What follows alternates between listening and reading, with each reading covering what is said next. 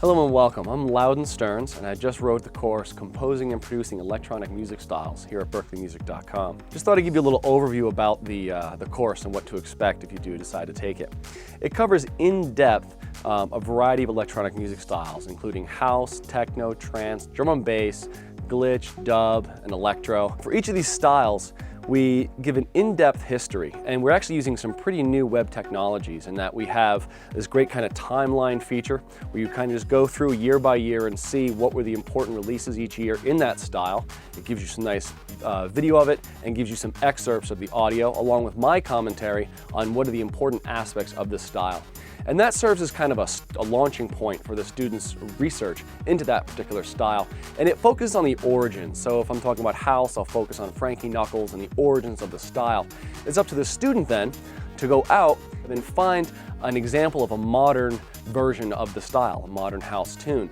And then the student takes a long survey and really analyzes it themselves. And each person takes this survey, and again, we're using a pretty cool web technology in that the next week, all those results are analyzed and we see, okay, what are the most common keys in this style? What's the most common tempo in this style? What kind of grooves are in this style? What does the kick drum sound like in this style? Once we've established kind of the important characteristics of a style, we move on to some technical instructions. And these are mostly video-based, where it's me in front of a DAW, in front of the massive synthesizer, in front of a sampler, talking about the most important characteristics of the style and how to create them in a DAW.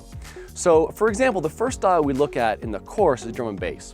And so after we talk about the style and do the survey, we start focusing on the groove. And we pull up the amen break, which is one of the most famous drum grooves used in drum and bass, and we try to recreate it via MIDI.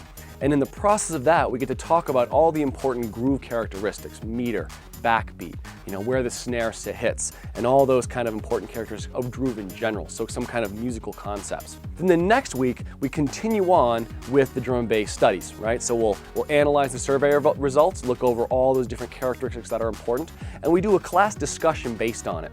So we might find that in drum and bass, it tends to have, tempos around 180. It tends to have these really fast grooves, and there's a class discussion where people will ask, okay, well, I found that distortion is really common maybe in drum and bass. Well, how do we create that? And the teacher and classmates can chime in and say, okay, these are the plugins to use, these are techniques to use. Following that, then we'll start looking at the harmony and bass line in drum and bass.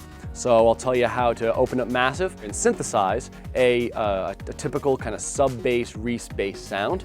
And then we'll move on to composing drum and bass lines, look at the harmonic characteristics that are most common in the style, and try to compose something that fits perfectly in the style. At the end of that 2 weeks, the student takes all the information they've learned and creates their own drum and bass piece. So we've covered groove in general, important musical techniques, and important DAW techniques with that. The rest of the course goes on in that kind of framework, and that we spend 2 weeks on a style, talk about the important musical characteristics, talk about the origin and the history of it, and then give some really specific technical instructions on how to create it with a modern DAW. I'm really excited for this course to start, and I hope to see you in my class list sometime soon.